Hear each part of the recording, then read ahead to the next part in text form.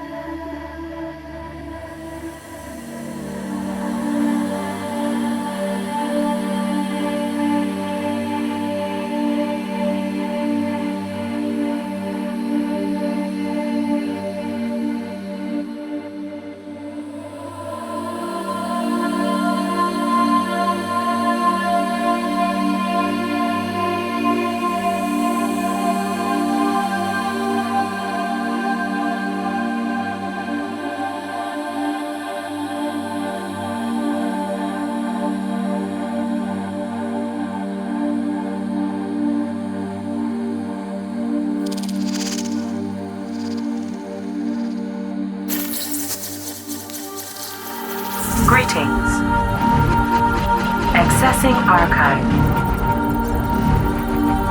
Authorizing. Access granted. Accessing file.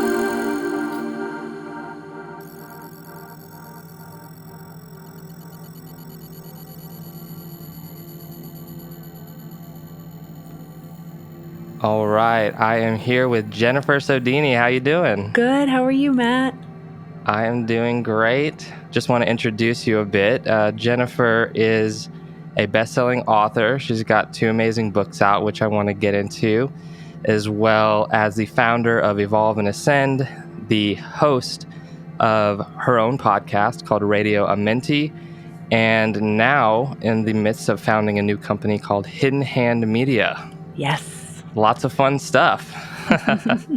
Tell us a little bit about the books and what they're called, where you can find them, and maybe the inspiration behind those, just to dive in here. Yeah, for sure. So my grandmother taught me how to read oracle cards when I was really young.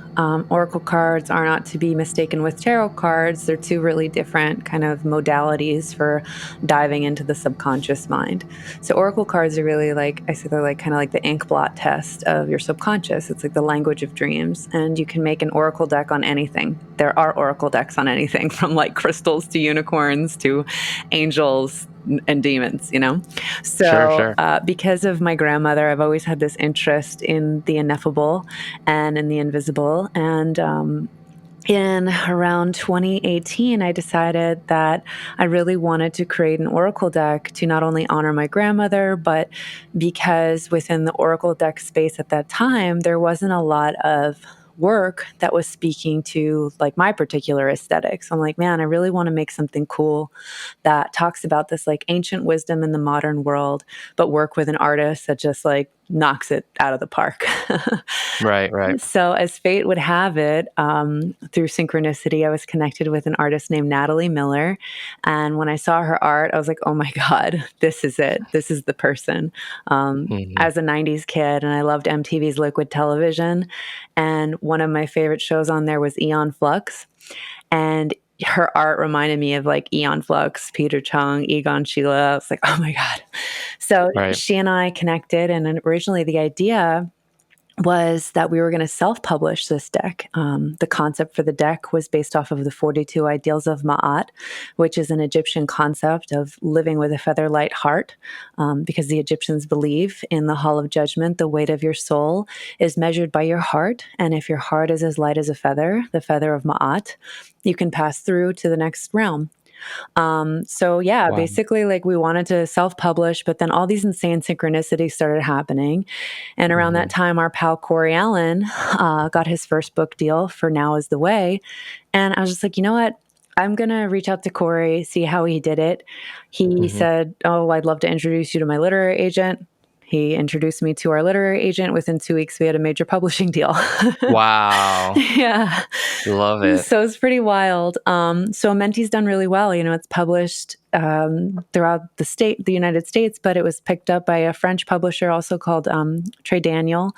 And we put out a supplemental guided journal called Everyday Amenti, which is based off of the 42 ideals explored in the cards, but also the 7 hermetic principles and the 3 alchemical principles. So it's been a real trip.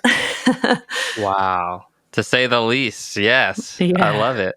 Funny enough, I bumped into your book in Barnes & Noble's one day, and I was like, what? I know Jen, you know? This is amazing. Such a meta moment. Like the first time that happened, I was like, oh my God, what is life? This is so strange. I know. It's funny because, you know, to be a published author, to be in Barnes & Noble's, you know, in a music sense, it's almost like seeing your record at Walmart or something. So it's funny how just from being interested in these subjects and having the determination and the willpower to push forward with a dream, a venture, that real things can manifest, like an actual, real, tangible product that anyone would be proud of, you know, can manifest from these things. And it's funny, I like to talk about those things on my show because it doesn't take being a superhuman to do the things you want to do with this life. And I think that is a large amount of what you and I share in common is is our ability to have these dreams or these ideas or these, passions, and to bring them to full manifestation, let them fully bloom, and let other people kind of share in that experience with us, wouldn't you say? Completely. I'd say that you and I are kind of like constellations within a similar galaxy. And if you really like Hmm. zoom out, even how we connected, it's such a testament to heart and mind and magnetizing the right people to help you manifest the things that you're dreaming of. Like we connected in 2013, which is so nuts to think like how long Yeah, ago that was. it was. That was the first year Time Wheel was founded. And yeah, I would love to actually just dive into that because from my memory, I think it came through an email, and it was just kind of like, let's connect. I guess I'm curious because it's been several years since I've kind of asked this question to you.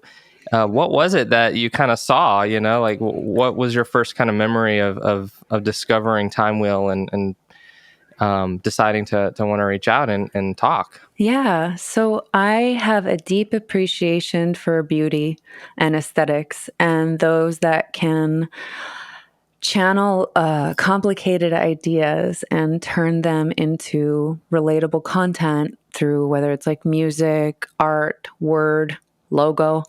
Hmm. And when I saw the Time Wheel logo and saw everything that you were creating, I was like, oh my God, this is the move. This is the vibe. This is exactly what I want to be a part of. That's awesome. When I started Evolve and Ascend, the whole like vibe I wanted to cultivate was where the Library of Alexandria meets Andy Warhol's factory, just this synthesis of art and philosophy. And when I saw Time Wheel, I was like, yes, they're doing it. What a cool name. What a cool brand. Like they're cool.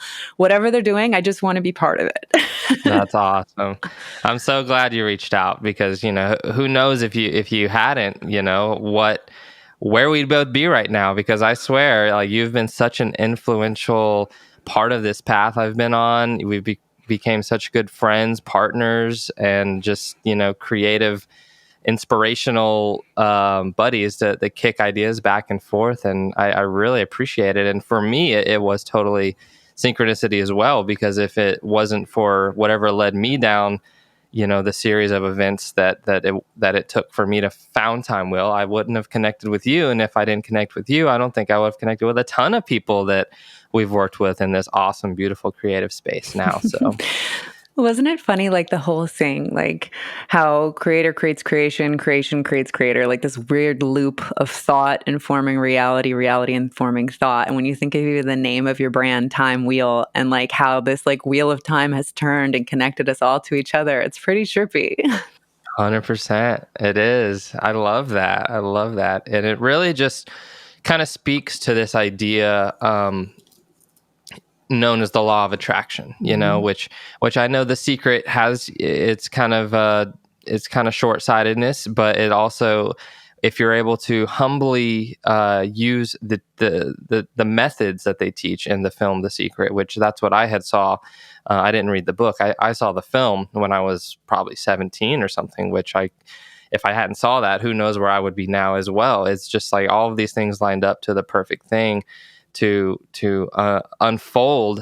And I know you got into it a little bit with explaining the book here, but what was it that inspired you towards these spiritual concepts, these esoteric concepts, the concepts of psychedelics and all of this stuff together? Because Evolve and Ascend, for those who don't know, have been a hub of that type of ethos for several years, and it's actually gone through several iterations as well. But from the beginning, what was it that inspired you to be interested in the types of art Time Wheel was posting, the type of music we support, and also everything that you're doing with Evolve and Ascend and now your new company, Hidden Hand Media? Yeah. So, I mean, I have to go back to the beginning, giving credit to my grandmother who, taught me to dive deeper into other realms of mind and to think in a non-dogmatic way. I grew up without religion. My grandmother hated the Catholic Church. She was a practicing occultist, and I think she kind of went into like a bit of a dark place with it.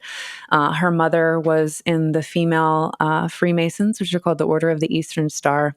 There's been like a lot of like really interesting like hidden hand stuff, right? And after she died, her death became a big catalyst for me of trying to make sense of the world. Like, why do bad things happen? What is suffering? Why? And I'm like, 12 years old when she died. So like prime of like preteen angst of like, what does it all mean? And I was like around the Right. time The Craft came out. So it's like, on one hand, I'm looking at Buddhism and like, Aleister Crowley because of my grandmother, but then like, Wicca because of The Craft. And then I kind of put a lot of that to the back burner when I was in high school, but it wasn't until after my dad died and, just like kind of more death, more loss, more like floating through samsara that I really repressed a lot more of like my spiritual leanings and found myself kind of going into this weird space of nihilism because my whole life I've been a precognitive dreamer, dream things, they happen. My intuition's been my compass. But then when bad things started to happen, it made me really lose faith in like, what's it all about, right? But it wasn't until 2012, I was working in pop culture and I had like this crazy awakening and it reconnected me to all of this stuff from the past that my grandmother had instilled in me, looking to art as a way to transform consciousness, looking to philosophies as a way to like think beyond the boxes of belief that we're limited by like, mainstream ideas of God and religion. And I mean, it was just like the craziest series of events, which just inevitably like led me to try plant medicine. And synchronicity has just been this like invisible current that's driven so much of it. But one of the constants has always been art, music. I really think that's like a very high form of magic when you can actually create beautiful art based off of these inexplicable things. Hope that makes sense. I'm trying to do It makes total sense. It makes total sense to me. I feel like I've kind of been misunderstood for many years when I kind of say music and art is a form of magic. I think some people don't really understand what I mean by that. But really what I mean by it is that it's transmuting or distilling an experience one has had to a tangible form. Like you kind of hear the philosopher's stone as this like the goal of alchemy, which is a physical object transmuted from an energetic experience. Well, that's what I think music and art are, Yes. And even nowadays, podcasting, being able to create a product with something that comes from that ineffable experience, an experience beyond language, which I feel like, you and I are both in touch with. And that's really interesting. For me, it was definitely through psychedelics. But for you, it sounds like there was a number of things leading up to that. But one thing that you said a minute ago that I really resonate with and have had similar experiences with is the precognitive dreaming. I have also had dreams that then later, like, they happened. And then what was weird is it wasn't an overarching massive ordeal, but someone that I saw or something that someone said or an action someone makes with their body, like I had just dreamed about it the night before, maybe 2 nights before, and then it happens in reality. I always wondered, what's going on? Like, is this what they mean by psychic? Is it like, is it your brain kind of having like a little stutter moment where it's like it's confusing something that has happened with what you dreamt about, or is it actually the fact that some part of our subconscious can go outside of time, see a thing from the future that we download through the dream space, and then come back into time, and then we see it happen in the future? What do you think is going on with precognition? Well, I have so many thoughts about it. And, I oscillate between what I think it is, what it may be. But a quote comes to mind is this quote by Arthur C. Clarke, where he says, "Any advanced form of technology is indistinguishable from magic." I reference this quote a lot when it comes to this stuff because I think we are only just beginning to understand time and thought, and how time and thought inform each other, how they work together, how they influence the universe. And when we dream and travel through time, it may be, our own form of like consciousness technology of just looking beyond realms, gathering information and synthesizing them in a way that we're able to process in our human minds. And, that's, I think, where like we get that deja vu or this understanding or this knowing, because getting these little glimpses of potential. I don't know. I think it's a technology that we don't really understand yet. Consciousness, time, dreams. Right. I don't think, I've tried really hard over the last few years in particular to like revise my language around these things, because like when you say like psychic dreams or like I'm intuitive, it somehow feels like, you're elevating yourself as though you have some kind of skill set that's beyond the normal person. But I think we all have that within us. I think it's just a matter of like volume and attention, right? Absolutely. Yeah, I agree. Sometimes I wonder, is it lineage? Is it DNA? Is it just, us being privy to information? You said your grandmother, for example. For me, I really don't know who it would be, because, both of my parents had zero interest in this type of stuff. But I can definitely remember being a kid and having dreams. And then a few days later, things from those dreams were happening in the real world. And, I would always wrap it up as deja vu. I would just say, oh, deja vu, that's what it is. I've heard about this term deja vu. I heard about it when I was little, and I would say, oh, I'm having deja vu. But it was like kind of a normal thing for me to say that. Like every other week, I was having an experience of deja vu. And it wasn't, super profound and it wasn't bad or wasn't good. It was pretty neutral. It was like, oh, weird. Like, the thing that my friend did in a dream 3 nights ago, he just did it now here in reality. Like, that's mind blowing. I've definitely seen this before, but it's an experience that really, doesn't hold weight to others. Even if you tell them, even if you say, yo, I had a dream about this, they're just like, oh, cool. But like for me, it's a big deal. It's like, how did that happen? Like, how is this happening? And I do think it's something that anyone can be in touch with, but I do wonder if it's something like, I don't know if you ever heard this idea that certain DNA genes or DNA sequences within genes can be passed on from generation to generation, and sometimes they skip a generation.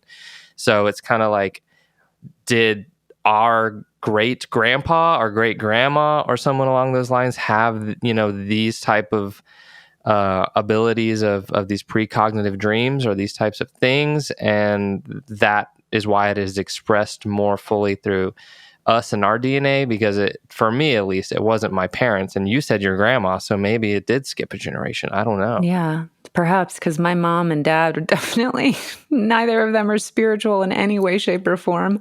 So I don't know. I mean, that's the thing. It's like, how much of it is DNA? How much can it be like past lives?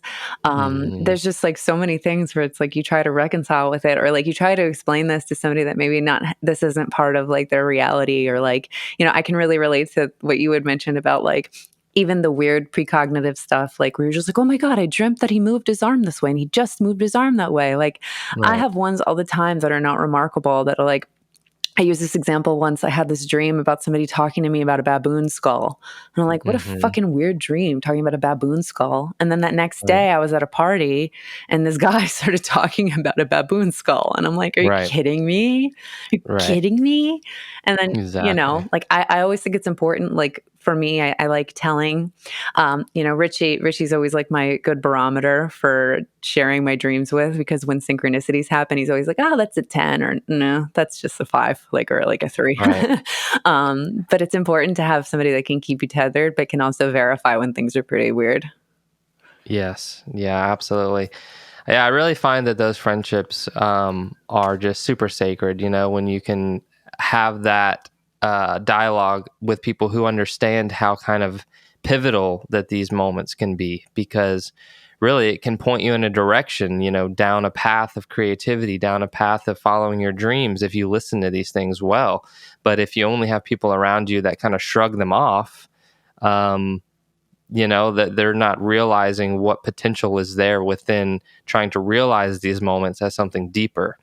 And for me, realizing those moments completely changed my life. And I've always said, why not, right? Like, why not believe in magic? Like, this is our one life. You can maybe try to be a realist, or, someone who wants to explain it all away with logic and these types of things. But really, that's just you kind of saying no to something that is quite, I don't know, quite magnificent, and can really empower you to follow a path that it almost seems, I don't quite know if it's predestined or not. Like, and when I say that, I don't mean that we lack free will, but I almost mean to say that there's something out there dropping these breadcrumbs. And if we choose to follow them, things get better and better and better for us. Do you believe in this concept? Yeah, for sure. And I think there's something to be said, as we're talking about this, like how language and the language that we use to describe things can either become like super limiting or super expansive.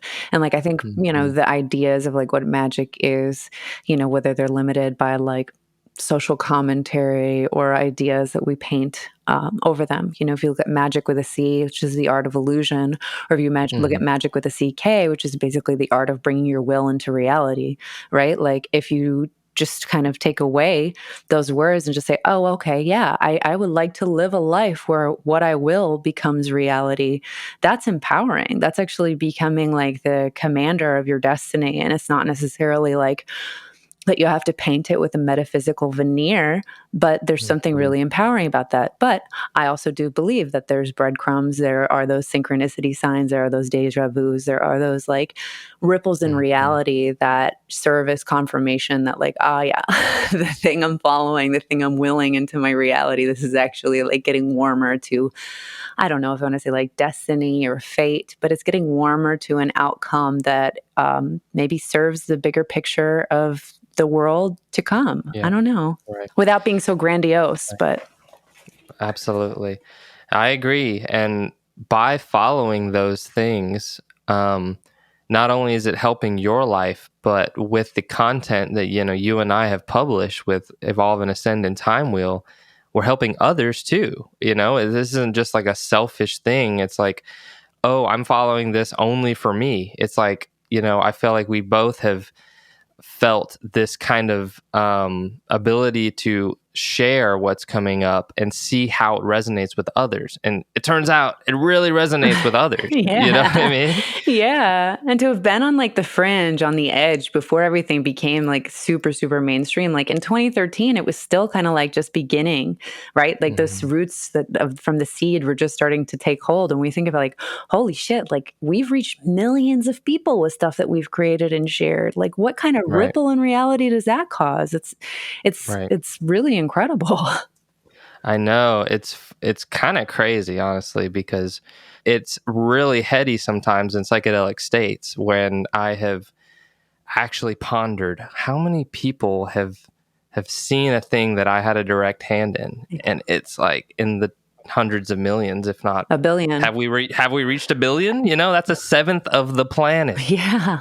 I mean, it's not even like a flex. Like, this is really speaking that in the last 8 years since we've known each other, it is very likely that we have reached over a billion people, Hmm. which is Yeah, wild. that's wild. It's wild. What can happen when you just show up, Yes. and that's really all it was. Like, people kept asking me, how are you doing this, what you're doing? And I guess to speak to what it was I was doing was all the ideas that were inspiring me on a day-to-day basis, I would put out into the world as posts. Hey, does this happen to anyone else? Is anyone else having experiences like this? Has anyone else seen a scene like this unfold? Post a piece of artwork. Is anyone interested in these topics, meditation, shamanism, lucid dreaming, all of these types of things that to me were brand new.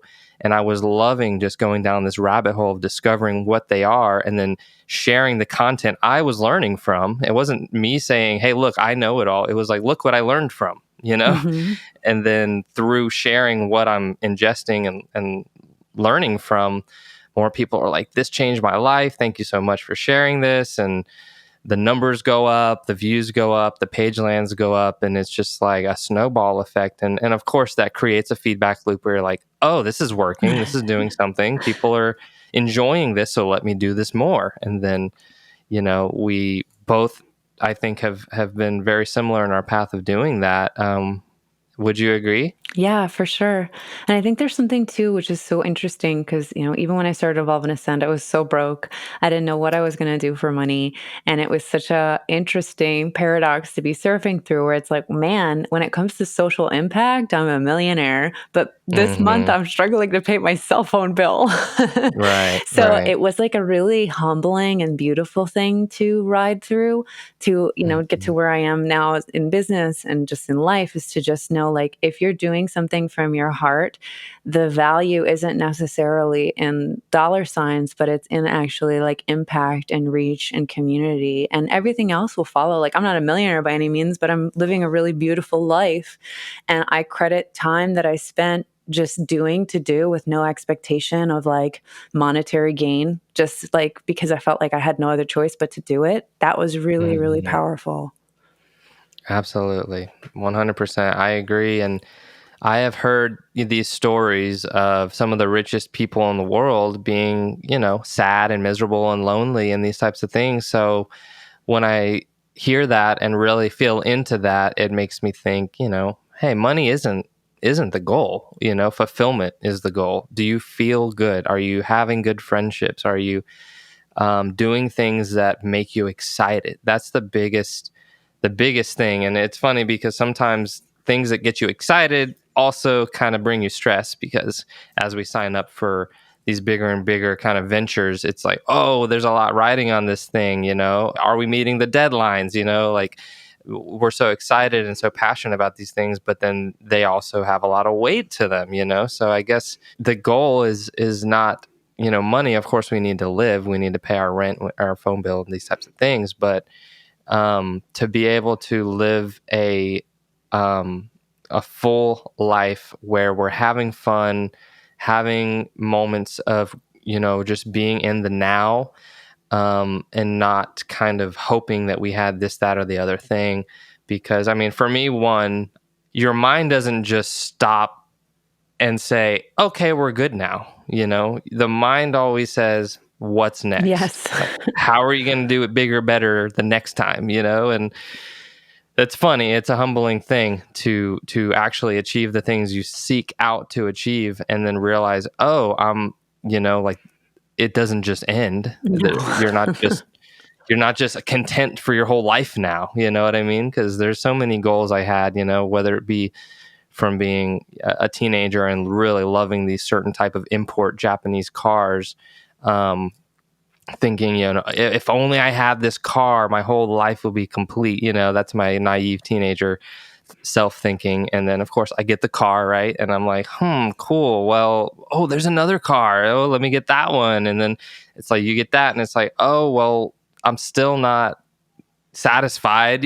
So you just have to learn through, I guess, going after the things and getting them, that it doesn't end there.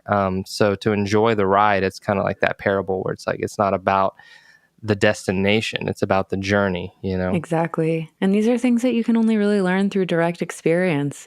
Like, I love that George Carlin quote where he says, trying to satisfy like happiness with money is like trying to satisfy hunger by taping sandwiches to your body. Exactly.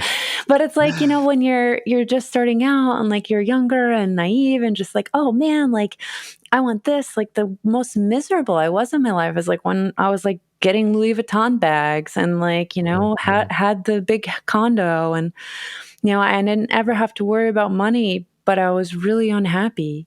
And Mhm. it's strange when I look back, it's actually some of the most powerful moments in my life where when I was broke as shit and just really just like it was hard to struggle, but the thing was is like I was actually like really in my artistry and creating and like with friends and making community, and I don't know.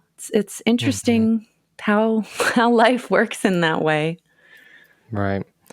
It really is. It's a crazy journey. It's a beautiful journey. But it's also like, I would like to just dive into this idea of with, how well we have done when it comes to, establishing platforms and gaining fan bases and numbers and these types of very tangible, provable metrics.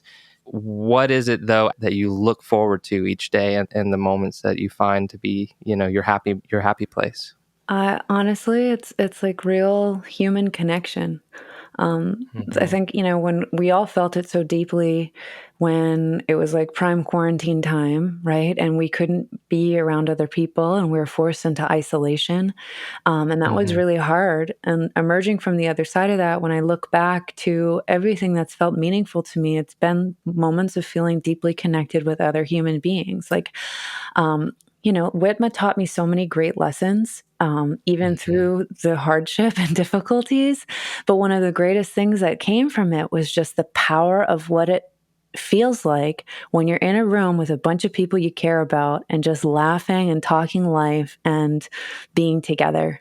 Right. In that moment, none of us are thinking like, oh, I'm wearing like, Air Force Ones or I have a fucking Louis Vuitton wallet. We're just like, oh man, like we're relating on things that are so absurd and complex and amazing. And every Mm-hmm. time, like you and I have gotten together, like it just always feels so good. And I don't know, I think my greatest joy is like meeting others that like you get that feeling with where you're just like, oh wow, not alone in the world. And some transmission that I've put out into the universe has been a beacon to bring in others to make me feel a little less alone. And simultaneously, I Right. make them feel a little less alone. So it's a beautiful thing to like deeply connect with other human beings. Yes. That I think is it. That is the silver lining of everything, that I've done as well, which is, to just be authentically ourselves with the inspiration and passion towards this type of content that resonates with our soul. And then it's slowly, like a magnet, almost going back to that law of attraction, bringing people into our orbit, so to speak, that are like minds. It's kind of like, where have you been? It's like, Yeah. you're the friends I needed my whole life. And it's awesome and beautiful how that happens. But it is it begins with the self. It begins with the acceptance of who you are and being vulnerable and being willing to put stuff out in the world that may or may not work. The key is to keep trying, to stay inspired, to stay motivated, and to do the things that your spirit is really calling towards. And for one, staying clear and kind of motivated is a big thing that some people just aren't able to do. And I actually know that you recently took a 1 year abstinence from drinking. Yes. And that's a big deal. Like, that's something that I think a lot of people could not fathom, myself included. It'd Yeah. be very hard for me. But I very inspired by that idea. And I feel like it would bring a certain level of clarity. So I'm just curious about, how has that journey been and how has it made you feel daily? What's so wild is like without making it sound like some like trite cliche or whatever, but like knowing what a psychedelic explorer I've been and like, worked with plant medicines like, ayahuasca, bufo, like really intense shit, right? I think one of the most psychedelic things I have ever done is letting go of alcohol Mm-hmm. because really meeting yourself and seeing how you actually like are in the world when it comes to like social situations, stress, parties, all of these things, seeing it without like an agent or a lubrication to get you feeling a little more social is really a Right. trip because you're like, man, Mm-hmm. this is actually what I'm meeting is me at my core. I'm Mm-hmm. addicted to caffeine like heavily. Like I have a gigantic Me iced too. coffee sitting at me. So like the next step would be to Totally. maybe see who I am without caffeine.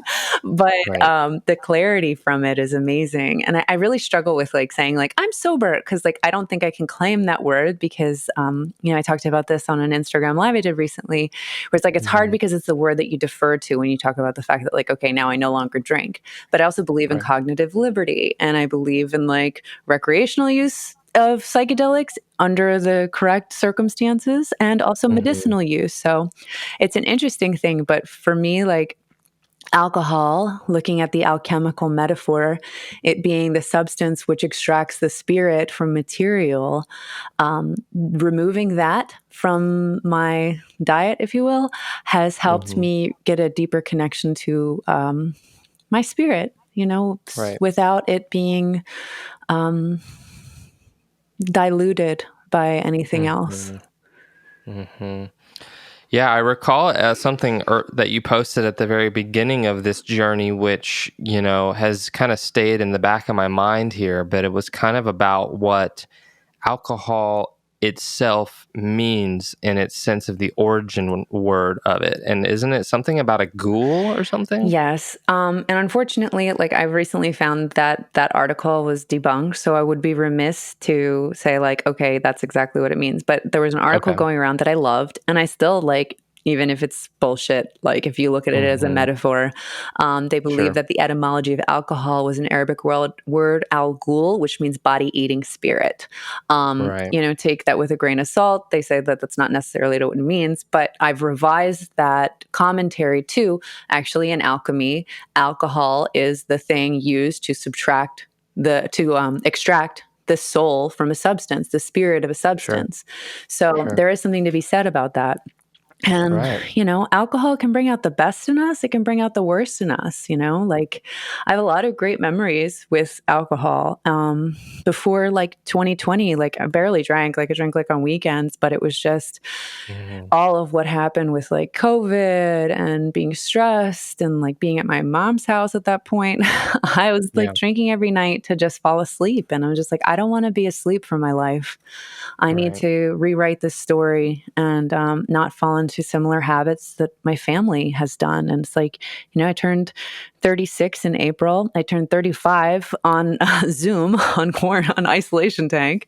And like time is moving so fast, and I just really want to be present in the best way I can be present. And alcohol wasn't allowing me to do that because it just became a tool to numb. Yeah. Yeah, it's such an interesting thing how it can be something different from one person to the next, because certainly we all hear about people who they get angry, they get kind of weird, abusive with alcohol, and other people just have a great time and it's all good vibes. But we do kind of, I think, as a society, know at the end of the day, it's not good for you. It's not going to do you good. It's not helping your body. I mean, maybe some people can say one glass of red wine helps with your heart, these types of things, but that doesn't mean a bottle of wine. No. It's funny how we can kind of twist those things to work in our favor. So, oh, this is healthy, Or like, and what does the glass look like? My mom is an alcoholic, and she's like, I only have 2 glasses of wine, and it's like, motherfucker, you're drinking a chalice. Like, right, like right, you right. fit a bottle in one glass. Like, it doesn't Hmm. matter. Right. But it's like, everybody's on their own journey. Everybody's different. Everybody's going to have a different experience with it. Like I've seen people that I Hmm. care about go from being like the sweetest thing in the world to like literally it feels like a demonic possession when they start drinking. For Hmm. me, I think I relatively stayed at a baseline other than like my emotions just became more sad. I've never been an Hmm. angry drunk, but just like Hmm. oh man, I feel things deeply. Right. Right. Yeah. I mean, I can say, a common thing, just being honest, that I see going on with people that'll say these things but not manifest them is they're drinking a lot. Yeah. It resonates in that sense, because it does take spirit to drive home these ideas. And that spirit is, the clarity of mind, the inspiration, the belief, the faith, and Yeah. faith and spirit are kind of tied together, faith that you can do this thing.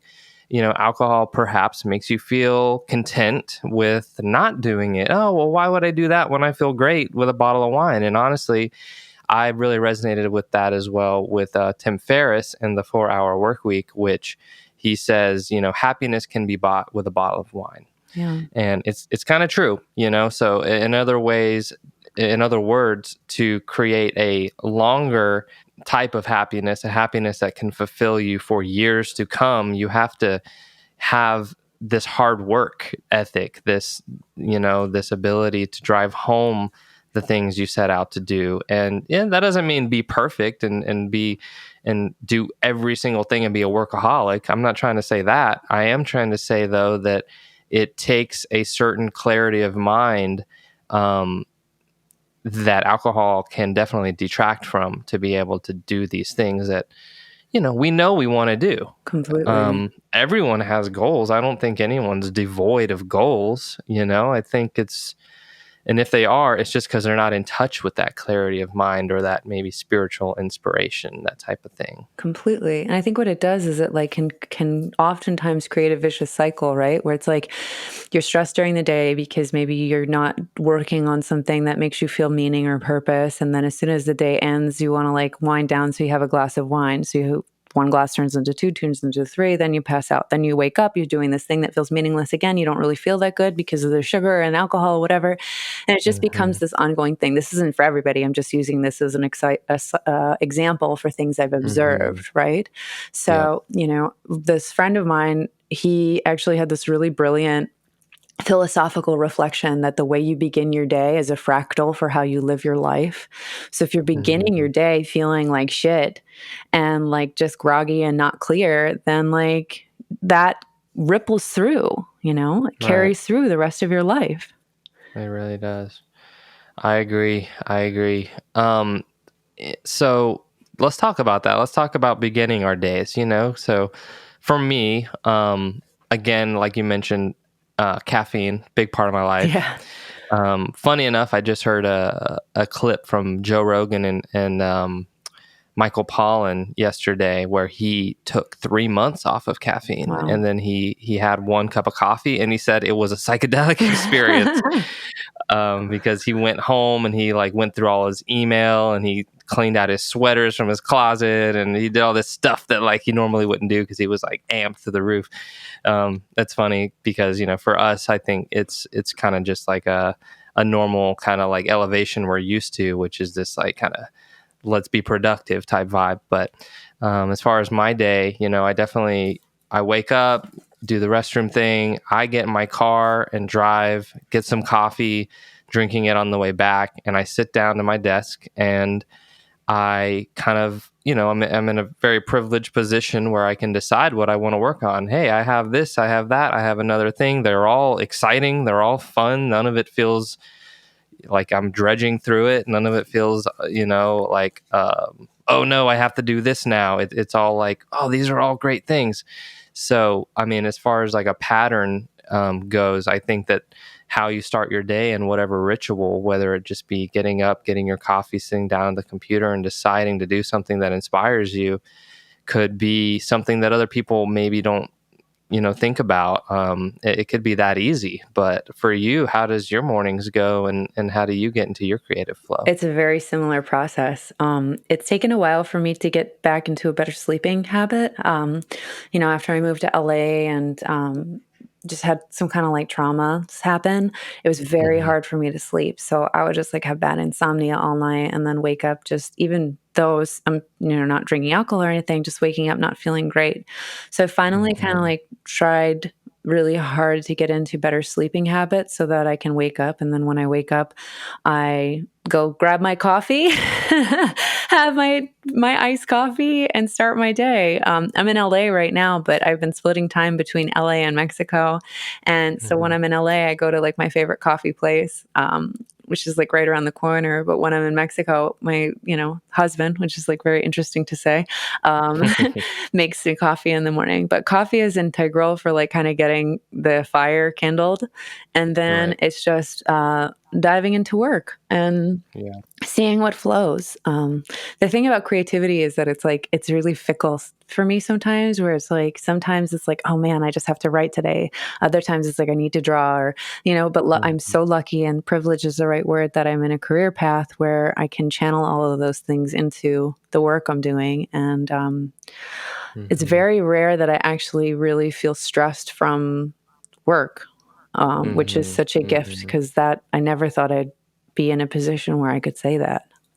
Right. No, same. It's funny when I think back to my 18-year-old self and what I thought I would be, and I'm nothing like what I thought I would be. So I'm just trying to say to all those 18-year-olds that maybe feel like maybe the life isn't gonna lead to something dope, you'll be surprised. It might actually lead to something really dope, because I, for one, did struggle with depression as a teenager. It was just real life stuff. I was taking stuff way too seriously. Yeah. It was like if a girlfriend broke up with me, or I didn't get enough hours at work, and now I was like going to be financially, lower than I expected to be. Like, these little things would like seem to just like destroy me, and it was like I just feel hopeless. Like, why live? Why live without her? Why live? And like these types of things. And I know love is a real thing and that type of thing. But at the same time, with a broader scope, which psychedelics were able to offer me, and I can really credit, magic mushrooms for alleviating my depression and allowing me to see more clearly, like, you don't have to get bent out of shape over every little thing. You don't need to take everything so seriously.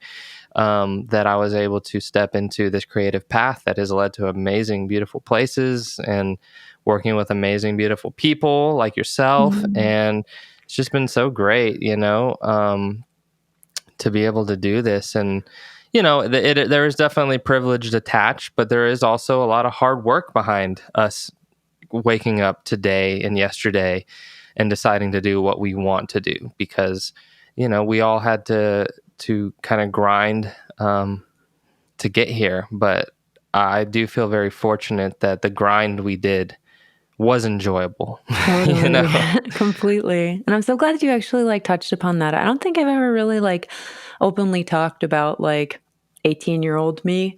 And Hmm. like, again, like I love referencing quotes. So Timothy Leary's one quote is that you're only as young as the last time you change your mind, right?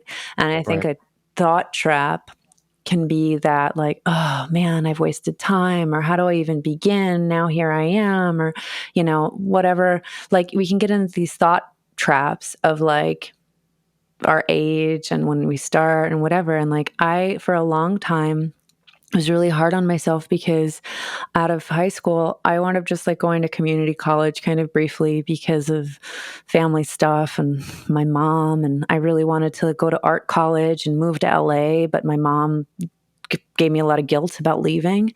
And for the Hmm. longest time, I was so angry about that, about like, God, what would it have been like if I went to art college and like moved to LA when I was 18? And it's like, Right. again, you're only as young as the last time you change your mind, and everything that we go through, it's like that butterfly effect, like they lead us to where we inevitably are meant to be. And that's not like a spiritual bypass, but I think that like, just start where you are and don't hold on to regret for the past, because you can pave your own way. It's just a matter of Right. getting clarity of like what it is that you actually do want, and allowing and not like forcing it so much, just like saying, okay, I want this and now I'm going to move forward with it. No regrets. No regrets. Yeah, 100%. It's funny. I actually had a very similar dream of going to an art college. There was this thing called the Art Institute of Austin, I believe. And I wanted to go for music and music production. And I went and toured the facility, and of course, they make it sound like you need this. Without this, you're hopeless in the art and music world. And then they save it to the very end to tell you the price. And I remember it was like Oh my $109 God. for the tuition. And you know, I don't know. I don't know if I was just a little intuitive or something, but I was like, it's not worth that. Like, so many people will not care about tuitions. I'll pay it off. Like, yeah, I got my whole life to pay it off, that type of thing. But for me, even though my mom was supportive, she was like, hey, if you want to do this, it's going to be it was going to be my debt. You know what I Yeah. mean? But like, she was almost sold and I wasn't. And that's just an interesting place to be as an 18-year-old, not being sold when your 40-year-old parent is. But all I can say is, even though I really thought that was my path up until I heard that price point at the very end of that tour, And I said, I could do more with $100,000 Yeah. on my own than like giving it all to these guys. You know what I mean? So I guess I'm just grateful it didn't work out in that circumstance, because I really still followed that artistic path. And, I hear a lot of people kind of these days, a lot of like gurus, Gary V types, saying you don't need college these days and that type of thing. And I don't know, I guess I'm speaking to people who maybe are down to go $100,000 in debt to college, to learn stuff that's 10 years old at this point. And it's like, what if you were to just bet on yourself with that money? Yeah. What do you think about that? I really agree.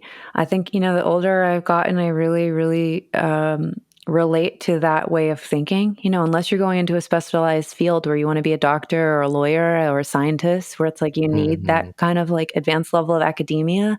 If you're a Right. creative, the things that we've learned on our path together through social media and building relationships and like creating ecosystems of content, you cannot learn that in a textbook. You need to learn that through direct experience and through like putting yourself out there into the world and starting conversations and just having the drive and motivation to connect with other humans. You can't learn that in school. Right. You're right. Because in school, what they're giving you is like models of things, like a project, a paper, turn this in, and you almost put just as much work into that paper that ends up, like on your desk somewhere or in a filing cabinet, you never see it again, as you would doing the real thing. Yeah.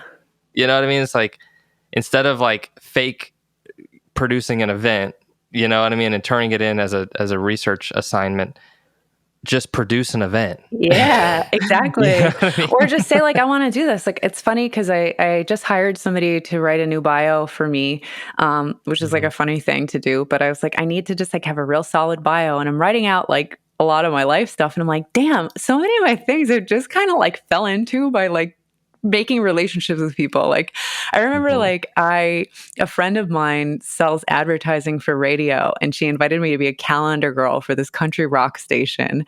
This is in 2009. And through that, I developed relationships with one of like a friendship with one of the on-air hosts who had an FM station called Shore Alternative Radio. He invited me on the radio. I started going on the radio and talking on the radio and being a part of this radio station. I'm like, I don't have no fucking like experience in broadcasting, but here I am. And it's funny looking back to that in 2009 that I'm like, wow, this actually was like all kind of training for the podcast stuff and what you're creating with the podcast network and, conversation. It's like the first podcast I had, our tagline was like initiation through the art of conversation, progression through unlearning. It's That's so great. good. That's really good. I love that. I don't know. What is it? Why is it that, not to toot my own horn, but I just mean to say both of us, how are we able to like put these things into words? You know what I mean? I don't know why. But that seems to be our gift. You and I are people that really move from the heart. And I think that's it. Like, if you know Saul Williams, he says the heart is the philosopher's stone. So here we are, this whole conversation on alchemy and transmuting life experience and heaviness into light, lead into gold, the heart into reality. It's because I think like you and I are very special mirrors, and like you're like family to me, like I would not be where I am if it weren't for you and for that faded email. And likewise. I mean, I think it's because that shared resonance is that we're very heart-based humans that, I don't know. I agree. I think the message there, for the listeners is that by doing the things that your soul is called to, you could literally manifest the relationships that can change your life, and lead to so many doors opening. And you just have to have the faith that these things are coming towards you. And this is an interesting idea because I've tried to explore it on a number of podcasts, but what is it that there seems to be a future pull? There seems to be something in the future that is guiding you towards it if you were to just follow that faith. And it's so hard to put into words because it's kind of a psychedelic concept, but I've seen it, these funny revelations, so to Mm-hmm. speak. But what is it that, like, is guiding us to our highest evolution? Have you? Well, how would you describe that experience if you've had it at all? Yeah, I mean, it's trust and faith, right? Like when you're following that invisible current, you're trusting something that you're not going to get any like tangible proof or data that can be like verified by science. It's all verified by thought, feeling, experience, emotion. I was actually Hmm. writing today for one of my clients. We were talking about the book of Job and the whole story of Job and how he was like God's most faithful servant, but like God and the devil decided to like wager a bet of just how faithful Job would be if you like take everything away from him and fuck his life Hmm. up. Um, and Job still stayed faithful, and God rewarded him tenfold. So if you strip away dogma, like get rid of the Judeo-Christian, whatever, if you look at that as a parable for the human experience of like, you maintaining faith through abundance and adversity is really Yeah. crucial, and nothing's guaranteed, but when you feel it, you feel it. And how do you explain something that's like really subjective, although universal? I don't know. But all I can Hmm. say is that when you feel it, you feel it. And God is such a triggering word, right, for a lot of people.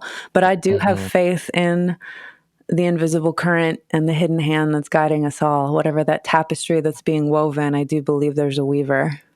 Yeah. I do too. I do too. And, I will say I never really thought I would. I Yeah. guess I can say that, from ages, 5 to when you can even concept what God might be, even though we just thought it was a dude with a beard and a cloud, you know, to ages, 14 or something, there was this kind of like by default, by being a part of my family, by being forced to go to church, I believed, right? But Mhm. then when I could start to make my own decisions and start to realize in my own rationale that, hey, I've never had a direct experience with God, like I started really questioning that this kind of overarching intelligence could exist. And it wasn't until the psychedelic experience that I had when I ingested way too many mushrooms, but Mhm. it was the best thing that could have happened to me. I guess I'm glad I did that mistake. That actually showed me with my own two eyes that everything was according to plan. Like Yeah. that was a surreal realization. Like everything that had happened to me to that point was according to plan, and everything that's happening to most people is according to some divine plan. It's an interesting thing because I know we go in and out of it, because at sometimes we will be taken aback and we will be frustrated and we will be, oh, this shouldn't have happened to me. Like, why did this happen to me? I feel a victim. Yeah. But then at other times, it's like when you're really grounded and centered, maybe you're in meditation, maybe you're in a psychedelic experience, so many things can kind of open that mindset. It still returns to me that this is all going according to plan. How do you feel about that? Same. Totally. Like I've become more of a skeptical optimist over the last few years, but I do. And I laugh about like what that plan is, right? I love that quote, man plans, God laughs. Hmm. Because it's I believe in free will, but I think like it's like I don't know, like we're still being guided by something else. So it's like it's super trippy. But I do think there's the Right. plan. I think we're part of a bigger story that's being told, and Right. there's a beauty in that. And there's a beauty in just being okay with like some of the uncertainty that comes with it, and trust, also at the same time trusting that it's all part of something bigger. Right. Um yeah, Yeah. it's interesting. I heard something around the topic of people in a mystical state and or a mystic might seem to hold paradoxical views, Hmm. um, because they're in a state of non-duality. So there's non-duality and there's duality. And I'm not a major philosopher, so I'm going to probably mess this up. But I'm just saying that for people that are living in duality, which is, you see it this way or that way, to people that are living in non-duality, even if it's just a few days, Hmm. like I'm not saying you're going to enter non-duality and stay there for all of time, but the fact that we can get into those states, through deep meditation, through flow practices, through psychedelics, through astrology, all kind of stuff could lead you to a non-dual state. It could almost seem that those people hold paradoxical views. It's like, hey, you can't believe this and that, but we're like, but I do. Yeah. That's just an interesting thing, how we decide how we think, and we decide that we do believe in both free will and that everything is according to some divine plan. Like, it's a trip, because I really do feel like it is some type of beautiful intermingling between those two. And I don't really know how to say it better than that, but I don't know. What do you think? What does that bring up for you, all of these ideas? Yeah, I mean, I really relate to it. I'm like, yes, I totally feel you. Like I think about the Kabbalion, which was like a life-changing book for me, and about how all truths are but half truths and every truth is half false. And like finding a way to kind of compensate for this space between, right? Like, do we have free will? Do we not have free will? If we have free will and I make a decision, no, am I just going to be rerouted to eventually make a yes? Right. It's really interesting to consider, but I think that that's even what the Buddha talked about, is like keeping the middle way, not spending your life meditating under a tree to the point of starvation, not living your life in like complete excess. Like, how do you go the middle path and just reconcile paradox by holding it all? Right. 100%. And that is really why I resonate with Buddhism. And it's interesting because, these concepts came to me as novel in these psychedelic states that I was entering before I had ever studied Buddhism, before I'd ever studied the Tao, before I'd ever studied yoga. And I probably did have a few weeks where I was like, oh, I'm on to something, you know what I mean? And that was fun, I didn't get carried away with it. I feel you. But then, realizing, people, through research, realizing, people have been tapped into this for thousands of years. So that's always an interesting thing. And then looking back to like ancient texts and these types of things, like the Emerald Tablets, it's like they seem to be really tapped into all that. And that actually brings up another topic I wanted to get into while I have you, which is your interest in Egypt. You've actually been to Egypt, inside the Great Pyramid. And it seems that a lot of your branding is kind of coming as well from Egyptian ideas, like the idea of a minty. So I'm curious, if you would explain or expand on how you got interested in things like the Emerald Tablets, Egypt, the Great Pyramid, and the idea of the halls of Amenti. Yeah. I mean, it's one of those weird things of like, tying it into Buddhism, when they find the next Dalai Lama, right? They bring belongings from the previous Dalai Lama, and then, the child has to choose which are the belongings from the past life, right? Like that's how they figure it out. I can't explain this connection to Egypt, but it started when I really went into high gear, when I don't even know how I found the Emerald Tablets, but I remember that book coming into my reality and reading it, and I'm like, wow, these are the most beautiful words I've ever read in my entire life. And then, the first time I did ayahuasca, when I was down in Costa Rica, before I even did the plant medicine, I had a dream about the weighing of the heart. And that was before I even read the Egyptian Book of the Dead. It wasn't until after I got back and Googled it that I was like, oh my God, what? What? And then, as Natalie and I started working on a mentee, tying into the Emerald Tablet and all of this Hermetic wisdom that I had been coming across, I was gifted a trip to Egypt. Like, it wasn't even like I sought it out. It came to me. The synchronicity. So it's just been a lot of things just coming to, and then having that, like, it's that funny feeling where it's like you think you're on one, and then you read something and you're like, oh shit, I'm just tapping into a current of consciousness that's been around for a really long time. I don't know why that one speaks to me so deeply, but it's just interesting, for whatever it's worth. I did the 23andMe a few years ago, and I didn't realize actually what a large percentage of my DNA is from the Levantine region, which is down in that area. So it's my grandfather was Sicilian, but his ancestors are Levantine. So I'm like, oh, I wonder what that actually has to do with DNA. So is it past lives? Is it latent DNA? I don't know. It's really interesting, but it's just, I relate to the wording so well. Yeah, it's interesting. This is another funny concept, and I don't want to go too far down the rabbit hole, but it's funny how movies and the archetypes expressed in movies can kind of speak to something in our subconscious, and whether that's past lives, whether that's like some predetermined interest, I don't know what it is, but all I know is when I saw the movie The Mummy, Mm. I was probably 5, 6 years old.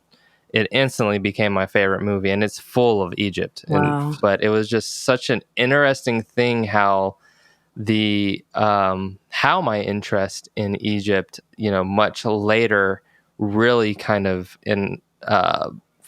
became like understood in a whole different, deeper way than I ever thought it could be. And I guess I just wonder, and it's through the reading of the Emerald Tablets is what I'm referring to, because I also was enamored with those and was just like, wow, whoever wrote this, like they were touching on some deep, beautiful stuff, whether it's just poetry or whether it is a real thing, like a real actual transmission. Yeah. It really hit me, and it was again one of those weird synchronistic moments where it was like, no wonder I was into Egypt when I was a kid. It was almost this future pull of getting me to realize this ancient knowledge, Totally. And it's like they say in the tablets, like if the light is within you, the light within these tablets will shine. And they are alchemical in nature. Like I go back and read them, and it's like as you experiment with experience, all of the words have different meaning. And there's something really fascinating about that. Like whatever that little spark of light is within you that pulls you to this information. It's really interesting. Right.